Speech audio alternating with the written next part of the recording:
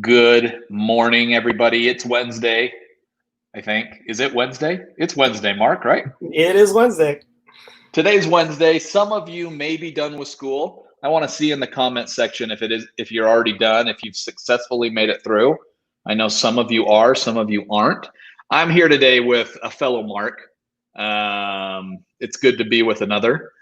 And we're excited because he's one of our expert consultants who's going to talk you through today communications strategies for helping students during the summer learning season. So with that, make sure you drop your comments in the comment pod. Tell us where you're from, what school you represent, and ask questions. I want Mark to be peppered with questions over the next 30 minutes. Mark, take it away.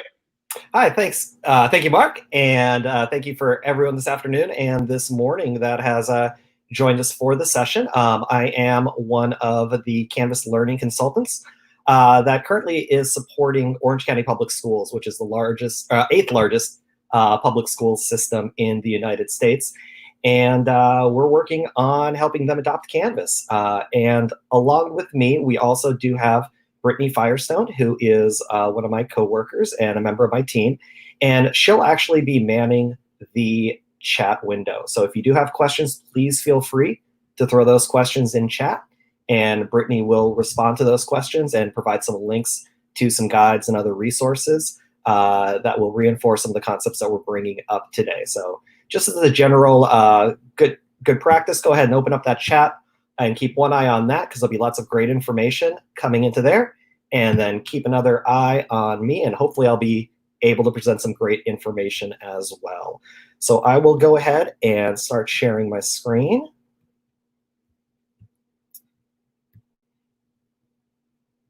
And we're going to take a look today at some communication strategies for summer online learning.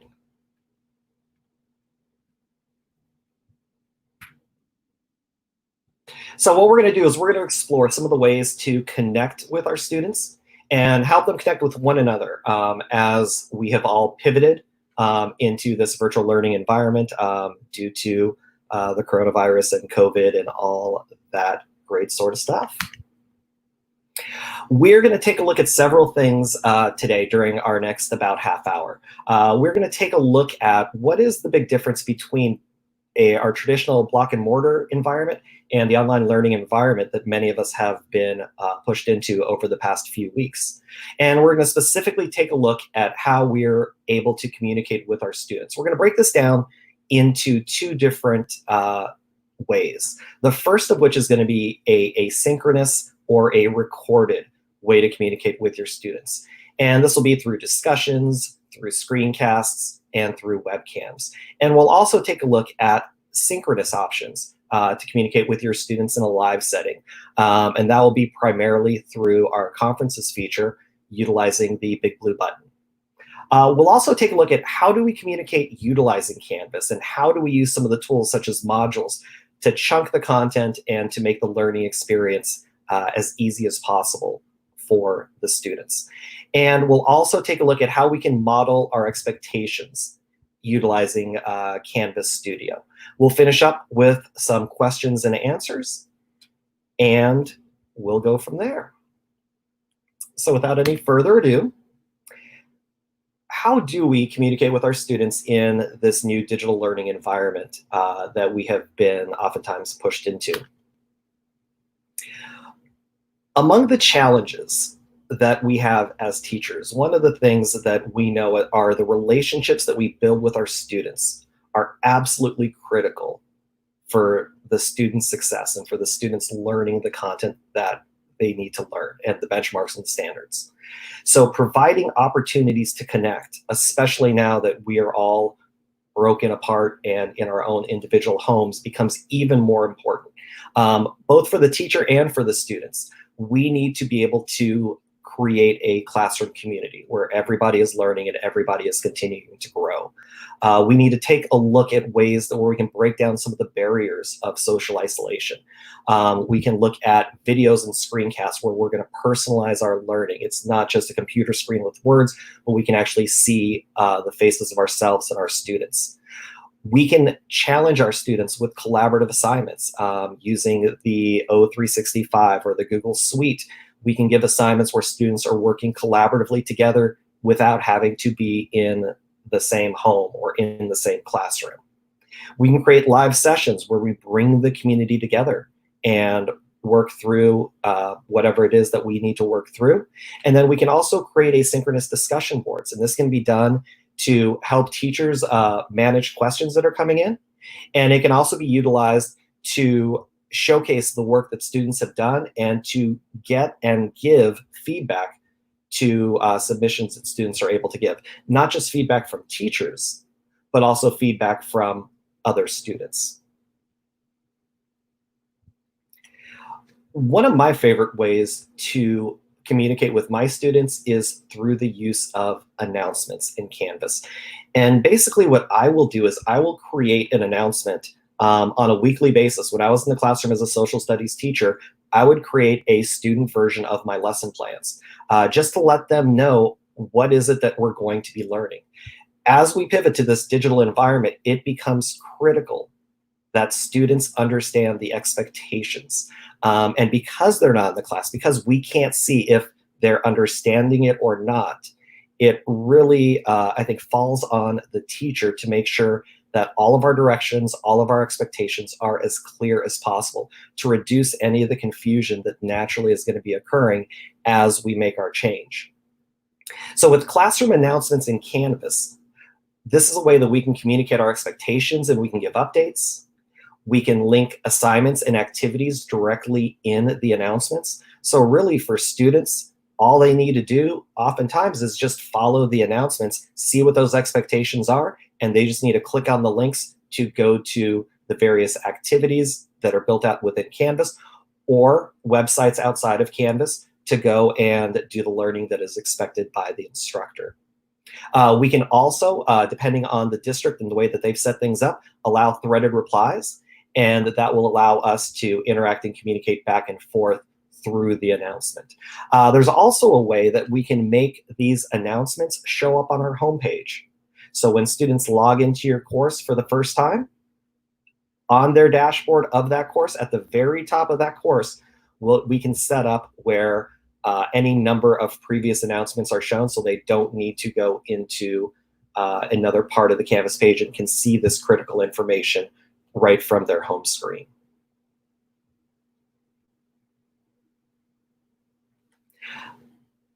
Canvas Conferences gives us the opportunity to still have that live communication with our students. It gives us a chance to bring everyone together and connect through the utilization of Big Blue Button, which is our conferencing tool in Canvas. There's several different ways that we can build this out, that we can utilize this to communicate with our students. We can schedule live sessions, and we can do our traditional Sage on a Stage direct instruction with real-time questions and students interacting. We can also record all of these sessions. So for students that weren't able to make it to the live session, they always have that opportunity to log into Canvas, to go into our class, and to see that live session, to see the interaction, to see the questions that the other students can be asking the teachers. One of the things that we've done with great success, I think, at OCPS in Orange County is utilizing Big Blue Button for office hours. What teachers are doing is they are providing one-on-one support and answering student questions during specific hours of the day, and students are diving in. A lot of the direct instruction is asynchronous, is recorded, and yet the teacher is still available to provide that individualized support and continue building those bridges and continue building those relationships between the teacher and the student. One of the things that I've also seen actually with my daughter and her teachers is my daughter's teacher will have brain breaks. Well, she will invite all of the fifth graders in her course to come together into a Canvas conference.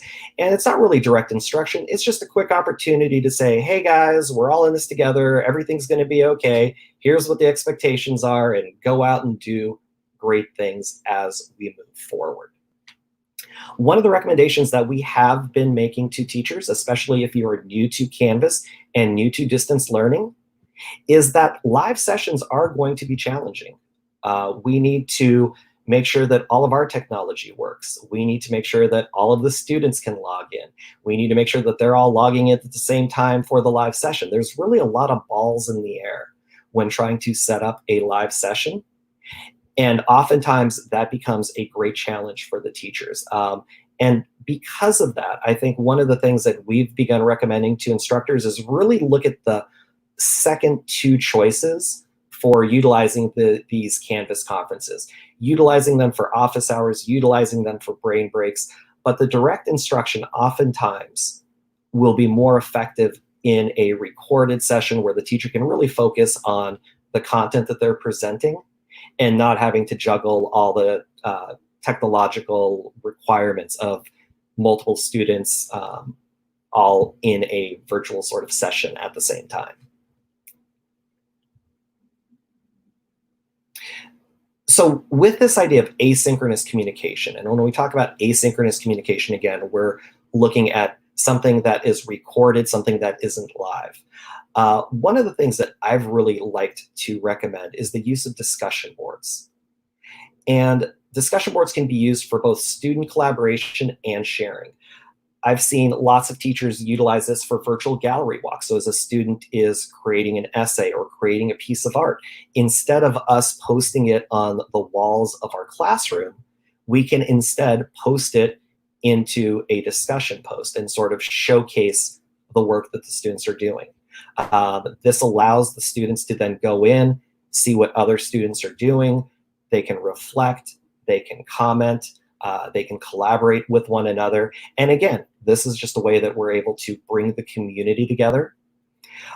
Another tool that we've been recommending is using a asynchronous Canvas discussion board as a question and answer board, where basically instead of teachers having to answer the same question over and over and over again as teachers or parents or students are sending in emails, instead we've been encouraging teachers to have a discussion board for each chunk of information or each module that they're going through.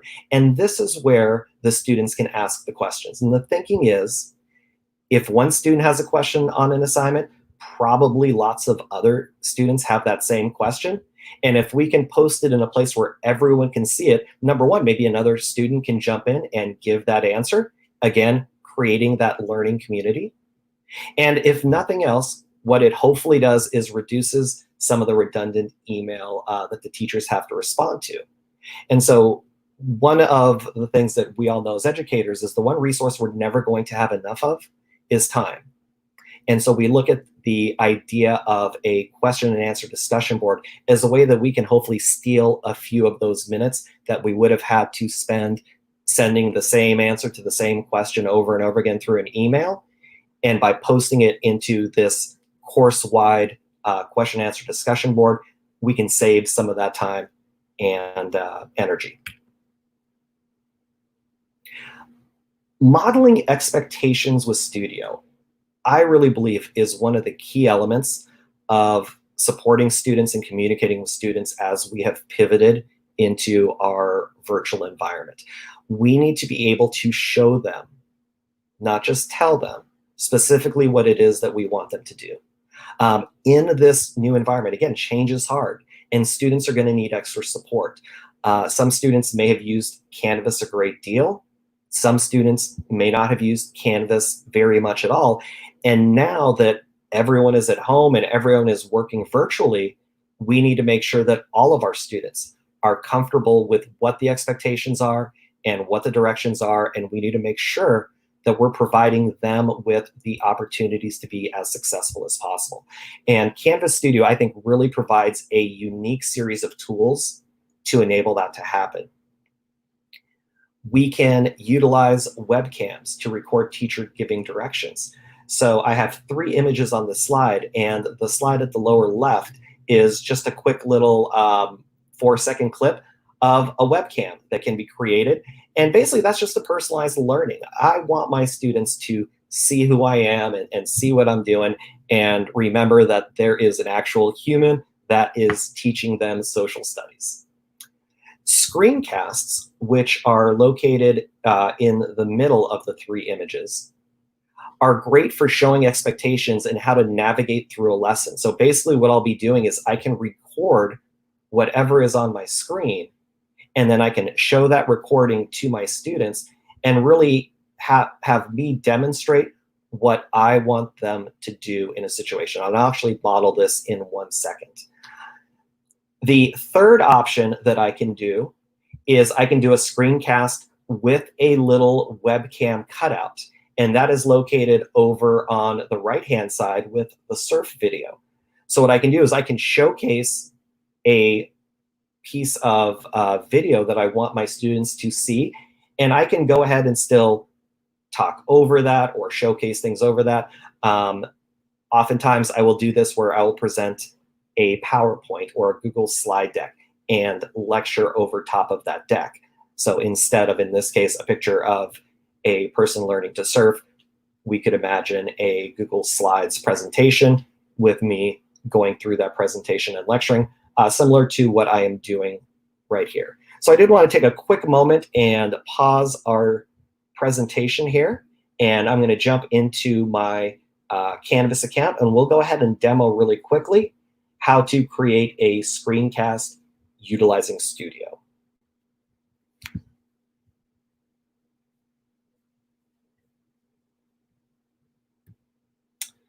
So I'm going to share my other screen right now.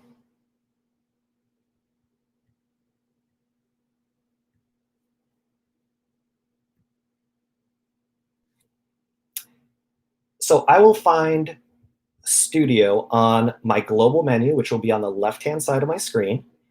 And I will find Studio right over here. It's our little robotic-looking jellyfish icon. And I'll select that, and that will take me to my media library. And from my media library, from Studio, I'm going to come over here to the record button, and it will give me the choice of either a screen capture or a webcam capture. And in this case, I'm going to do a screen capture. And I'll open up that screen recorder. And I'll wait for that to process. And what I will see is a black and white dotted frame.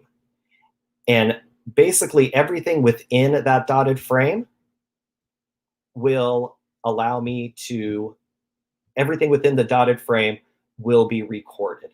So now that I have this dotted frame, I can stretch that out if I want to record a different sort of size of my screen. In this case, I'm going to adjust my frame to my Chrome browser window. And then at that point, I'll just go where I need to go to do my demonstration, which in this case will be in one of my Canvas courses. So I'll go ahead and I'll begin the recording. And now that I'm live, I'll say hello, students. So we are going to take a look at what our assignment is today. I can jump into one of my courses. And what I will generally do is I will go into my student view. So I will give my students the exact look of my course, the way that they will see my course. So I'll click on student view from my homepage. And I will see that I do have a couple of announcements that are showing up on my homepage. I don't have a lot of buttons to click, which I've purposefully done. And I always train my students to go to modules. And so I would tell them, students, go to modules. And then today we are going to do our syllabus signature assignment. So you'll go ahead and click on that. And to turn it in, you will select the submit assignment button and select that. And students, you will now see this option right over here where you can upload the file that you are looking for. Please remember, students, that you also have this rubric that I will be using to evaluate you. So again, you can basically walk them through the entire assignment and tell them what those expectations are. And we can even, choose a file. If you saved your work on a desktop, go ahead and choose that image, and you can upload that image and turn that image in.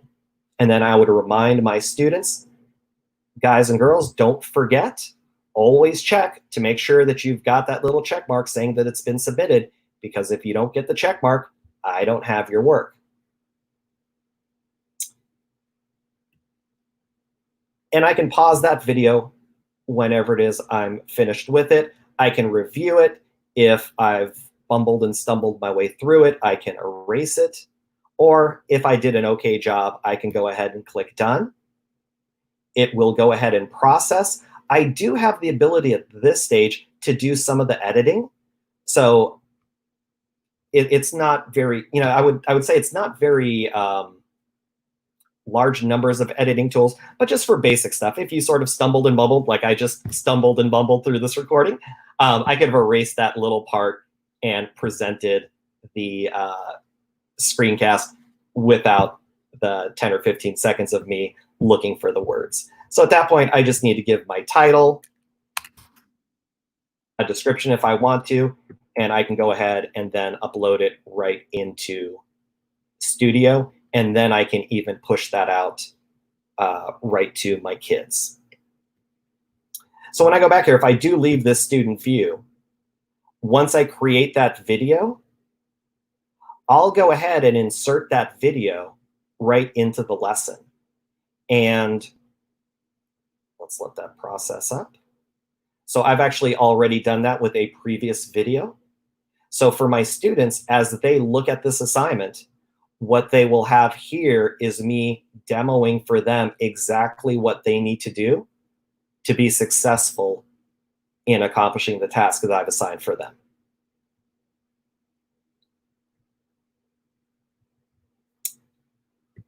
All right, so let's get back to our slide deck.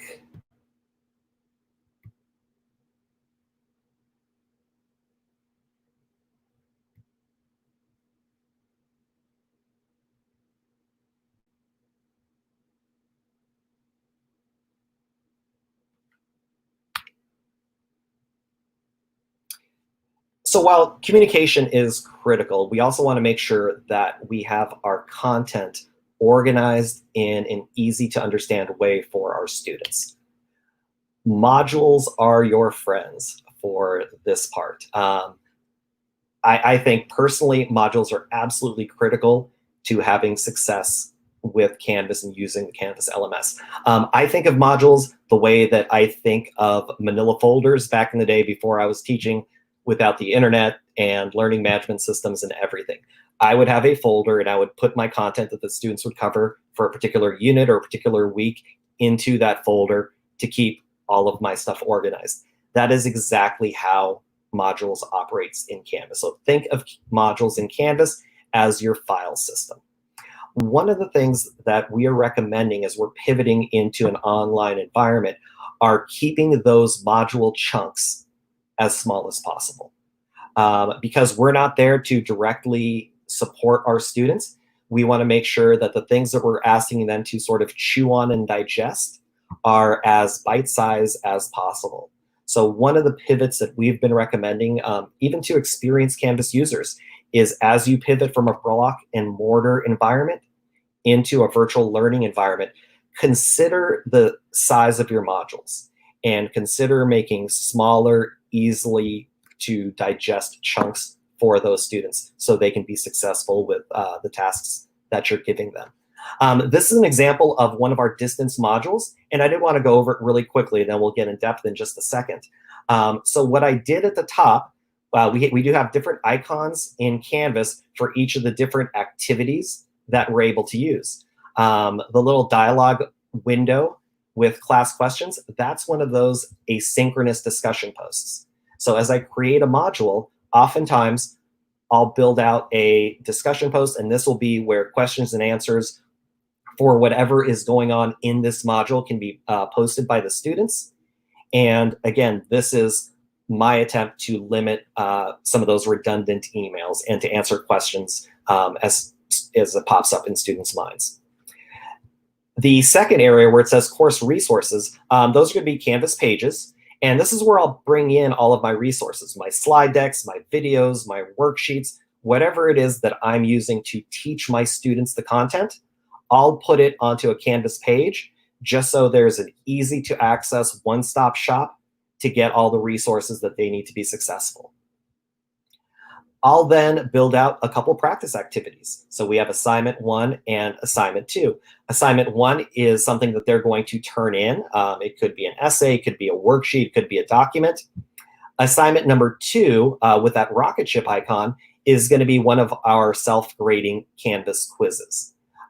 So they're going to be practicing their content, and then at the end of the module, I want to check and I want to make sure that they're understanding the content that I've presented. So as I look at this module in the whole, my direct instruction is going to be on that Canvas page as a course resources. The second step is I want my students to practice and develop mastery of that content, and that will be through assignment 1 and assignment 2. And then before I move on, I want to make sure that my students understand the content, and so I'm going to do a check for understanding. Now that could be, in this case, it's set up as a self-graded quiz. I can do it as an assignment. And then sometimes we can even follow up with another discussion post where maybe we can have the students reflect on their learning, or submit some of their assignments. We can even use the check for understanding as a discussion post, and they're demonstrating their mastery in that larger classroom setting. So lots of different ways that we can do either the direct instruction, the practice for mastery, or the check for understanding. So as we dive in a little deeper, we have our discussions in Canvas. So if we break up that module into its individual parts, again, this is going to be a place where the students can interact with each other, a place where students can go to ask questions, and a place where students can showcase their work. They can showcase videos, they can showcase documents, they can type things in. So they really have, in these discussions, as you notice on the image, these students will have the full rich content editor. So if they need to bring in videos, bring in images, bring in documents, they'll have the ability to do that within a classroom discussion. Pages in Canvas, this is sort of for one-directional communication. So I think of this, if I'm teaching someone, that's where I start looking at pages. This is a place where we can put in our resources, our notes, our videos, our screencasts, and our documents. We can choose to embed or link our activities. And one of the newest features within Pages that I think is a very, very powerful new tool is our Immersive Reader. For those of you that haven't used Immersive Reader before, this is part of a collaboration that we have done with Microsoft, and it allows the content of a Canvas page to be translated in multiple languages, and we can even set Canvas to read it either in English or in any of the languages that we've translated the content into. So this will be of tremendous support to ESOL students, ELL students, students that are still developing their mastery of English, and could be supported to a deeper level if they were able to access the content in a different language other than the language of other than the language that the teacher has created the content in originally. Just a quick reminder, with Immersive Reader, it, as of right now, only does work in Canvas pages, but we do hope that that will be spreading shortly. So assignments in Canvas. One of the great things about the Canvas LMS is it can be your one-stop shop, and we can go ahead and have students turn in all of their work through Canvas. Again, we want to make sure that we're developing those relationships with our students, and getting the work in from the students to us allows us as the teacher to read that work, to provide that timely feedback, to provide that robust feedback, and then to send that information back to the student. We all know that there's been many studies that have shown that the speed of which work gets back to the student greatly impacts how they see that feedback. So if we have to wait 3-4 weeks before getting feedback on an essay, that's not going to be very impactful for a student. But if we can get them the feedback on something they've turned into us much sooner, the feedback and the comments that we make as educators are going to have a much more profound impact on our students and their learning. Legacy and new quizzes are some of my favorite tools in Canvas. And it was something that I struggled with a little bit as a teacher. because I saw that word quiz and I instantly thought assessment. And when I reflected on how I utilized Canvas in the classroom, one of the things that I didn't do as well as I probably needed to was I was still running 160 photocopies of worksheets and manually handing them out and manually collecting them and manually grading them and manually putting them into the gradebook. And it didn't occur to me until later on that why didn't I just take that worksheet and convert those questions into one of the 12 question types that Canvas provides in its self-graded quizzes? Let Canvas hand out the work. Let Canvas collect the work. Let Canvas grade the work and give that feedback right back to the kids. Again, if we start taking a look at time is the one resource we don't have enough of as teachers, if we're willing to put the work in ahead of time to build out these quizzes, we can save a lot of time on the back end by allowing Canvas to do a lot of the clerical stuff that, frankly, none of us got in an education to do. And to provide that timely feedback, one of the things that I definitely wanted to call out is SpeedGrader. SpeedGrader is the tool that we use to evaluate submitted assignments. So we can sort submissions, we can do anonymous grading, we can see the submission details, we can see how they've resubmitted assignments, we can see the change over time. If we choose to build out a rubric, we can utilize that rubric to assign grades and leave really detailed and robust feedback for our students.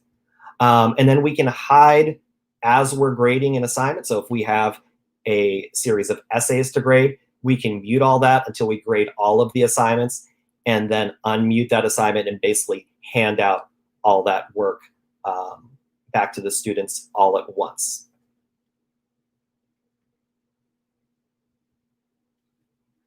So for help with any of this, one of the things that we are definitely encouraging is on your dashboard, all the way at the bottom, we do have that help button. And by clicking on that help button, that question mark with a circle, it will open up a little side window that has the various support features that your district or institution will provide for you in relation to Canvas. This screenshot is probably a little bit of OCPS specific. We also did want to call out the opportunity to connect with a Canvas consultant such as myself. We are out there in, I was going to say in the United States, but we're actually out there worldwide. And we support school districts, we support higher ed institutions, private K-12 schools, charter school consortiums, and we really help out with change management. So if your district or your school is looking to pivot from one LMS to another, you don't need to figure that on your own. We're here to help with that. If you want to provide your teachers with preset templates that are customized and branded to your specific organization, we have an instructional design component to our learning services team that can meet up with you and create just beautiful and amazing templates.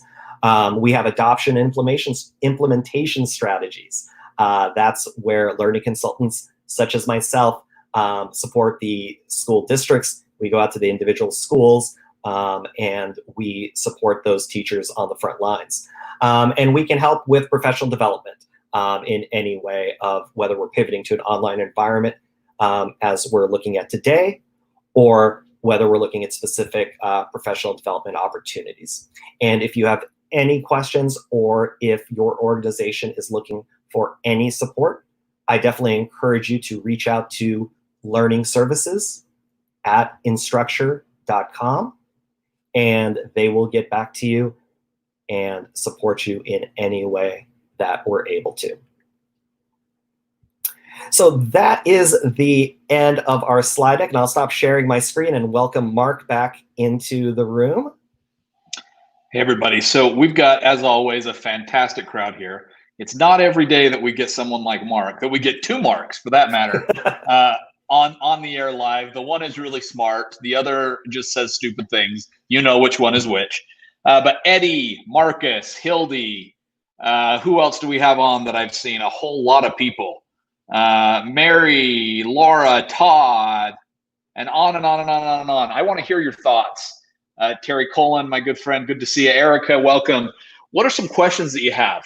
Again, it's not very often that we have someone like Brittany and Mark that are here with us to answer all these questions. You probably noticed all of the great resources that Brittany's been sharing in the comments section. You usually don't get a Brittany, it's just me, so it's not quite as educated. Sorry about that.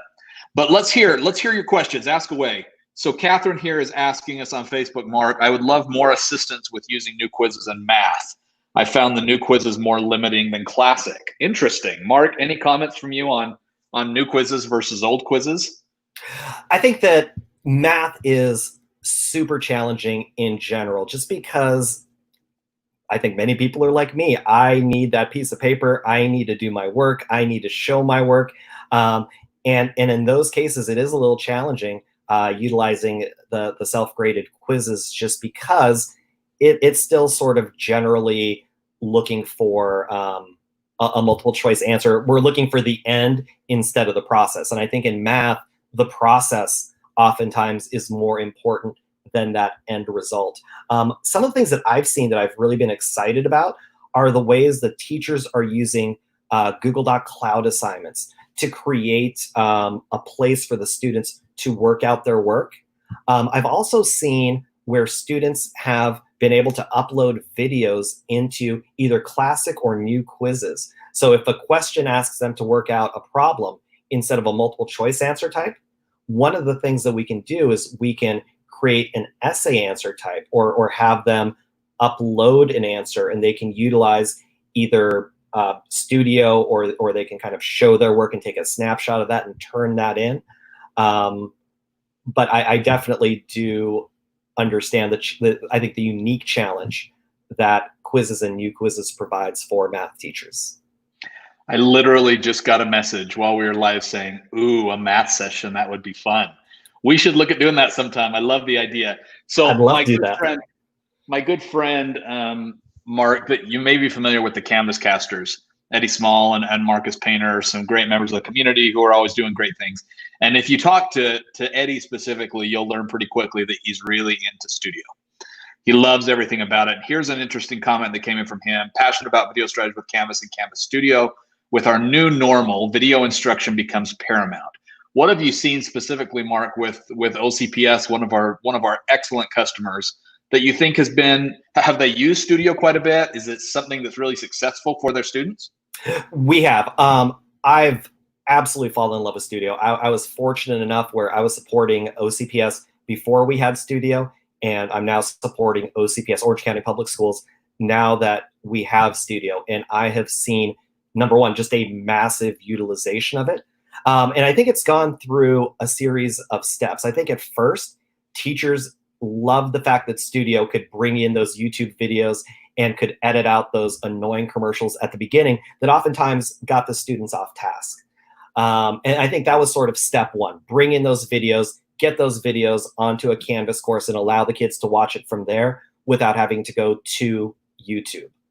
Then I think teachers started looking at the other features, and they really started, especially as we've pivoted to our new normal and our distance learning environment, they've really started to look at the use of webcams and the use of screencasts to help model that behavior.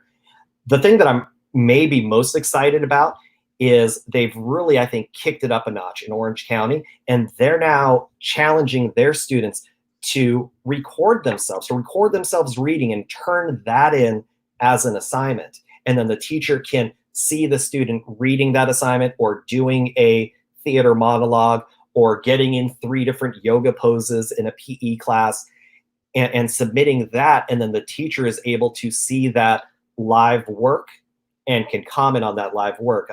There was a individual Spanish teacher who was having her students have discussions back and forth in Spanish, ordering food at a restaurant. And she was able to go right into that video and highlight the areas where the students were making their mistakes or pivots. And I think that's such a powerful tool for the students, where they can see their own work and they can see the teacher giving their feedback right as they're doing their presentation. And I'm just really excited about some of the kind of innovative ways that organically allow the teachers at OCPS are testing out this new feature and tool. Awesome. Let's go on to this comment from Todd. Todd, great comments there. So you're just getting ready to push people into using Canvas.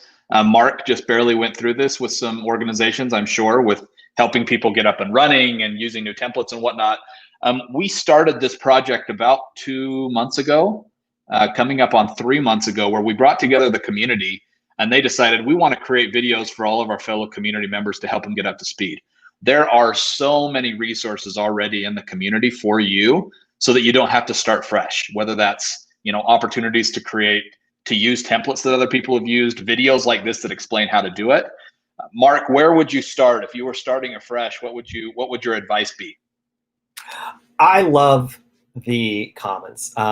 Canvas Commons is our version of Teacher Pay Teachers, but it's all free. So I know that when I was a teacher and I went to a site that utilized Canvas for the first time, although I had a lot of experience with using learning management systems, Canvas was new to me. And what really helped me out early on was going into Commons. I want to see what other teachers are doing. I want to get a taste for that. And then, in the spirit of education, if it's not nailed down, I'm going to steal it. And that's one of the great things about Commons. You can grab anything. You can make it your own. You can personalize it. And again, doesn't cost you a thing. Love it. We're getting some more affirmations about needing a math session. So that is good to hear. Hey, as always, if there are specific sessions that you want to see us do, we are lucky enough to have the learning services team and our consultants and our training teams that are doing a session every single week, once a week. Going forward on Wednesday. So if there's sessions that you say, hey, we'd really love something on XYZ, send me a note, mark, mark.booth, BOOTHE, @instructure.com, and we'll see if we can fit it in. Okay, next up, I like this. Angeline says related to Commons. Commons equals teachers gift teachers. Love it. Love it. Love it. Love it. That's great. Interesting question here, Mark. Is Canvas looking at updates that will include a plagiarism check, for example, used when grading essays? What is it that's already possible? I think we have some partner solutions likely that could help with that. But anything that you can comment on here? We do. There's some outside parties and LTIs that can definitely be integrated fully into Canvas. So one of the tools that I used when I was in the classroom as a social studies teacher, I fell in love with turnitin.com. Not just for its plagiarism check, but also for my ability to comment and edit student work. So that just became one of my favorite resources. And I was able to utilize that right within the Canvas LMS at the school that I was at the time. We do have some plagiarism features that are getting built in. I'm going to pass that back to Mark. I'm actually not sure exactly how open we're allowed to talk about that. So there's some really cool stuff on the horizon, and I'm going to leave it at that. Ooh, that was what we might call a little teaser. A little teaser, my friends. Okay, let's see. Todd's wanting like a session for new users to develop their framework for instruction that includes instructional design elements. We do have, Todd, and I am going to grab right now so you all don't think I'm totally crazy. We've got probably 60 plus of these videos now that have been created. They're not behind a form. They're simply up and ready for you to use and dive into. And there have been a lot that have really jumped deeply into how to get things set up. So I am throwing in the pod right now a link. Go and check this out. You can search through and see close to all of the almost 60 videos we created over the past couple of months. Any other questions that you're seeing here, Mark, come in, or other comments? The one thing I wanted to sort of build off of that is also if you go into Commons, and I would really recommend this for all newer users of Canvas. Our team a couple of years ago built out a course called Growing with Canvas. And Growing with Canvas was designed with the idea of how do we support teachers in our district who were not able to make it to the 2-day summer training. And so this course was built off of a previous course called Kung Fu Canvas, for those of you that have been utilizing Canvas for a little while. And this will go from knowing nothing about using an LMS and having no clue about Canvas, to by the end it is, getting into very advanced features of Canvas, like mastery paths, like module requirements and prerequisites. It's self-paced. You can work at it at your own speed. One of the things that I've recommended for teachers is grab it from Commons, put it on your dashboard, and kind of use it the same way that you would use your owner's manual in your car. When you don't remember how to do something, or a weird thing pops up in your car, you reach over to your glove compartment, you take out that book, you flip over to whatever it is you need to look for, and there it is. I would utilize Growing with Canvas in much the same way. Leave it on that dashboard, and if all of a sudden you wanted to build out a quiz, you didn't quite remember how to do that, jump into the course, go to modules, find where it talks about quizzes.